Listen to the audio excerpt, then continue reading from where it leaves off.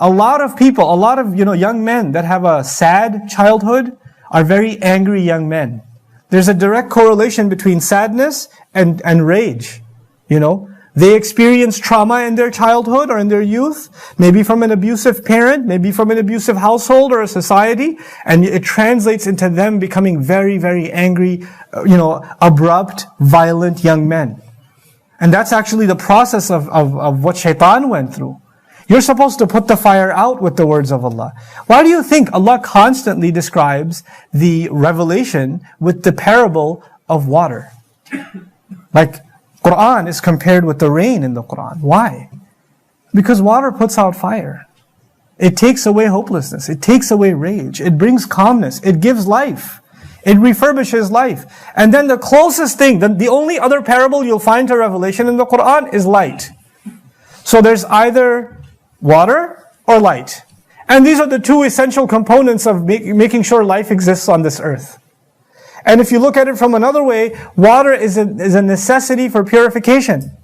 It's a necessity for purification. And light is the absence of darkness. Light removes darkness. And all dark emotions, dark feelings, anger, rage, hopelessness, jealousy, these are dark emotions.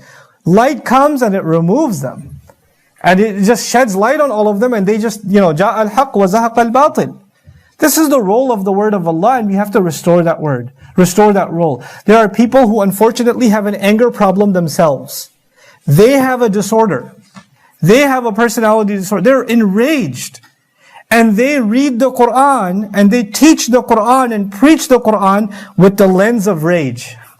So all they can ever cite to you and all they can ever show you is an angry, vengeful God. And an angry, vengeful religion in which your chances of going to Jannah are slim to none. You're probably not going to make it anyway. I mean, look at you. So that's the picture that's painted. And that's unfortunate because it's not what the word of Allah deserves. You have to let the word of Allah speak for itself. Yes, Allah is angry sometimes. Absolutely. We already read, خَتَمَ اللَّهُ عَلَى قُلُوبِهِمْ وَعَلَى سَمْعِهِمْ وَعَلَى أَبْصَارِهِمْ. There are some people who deserve the anger of Allah.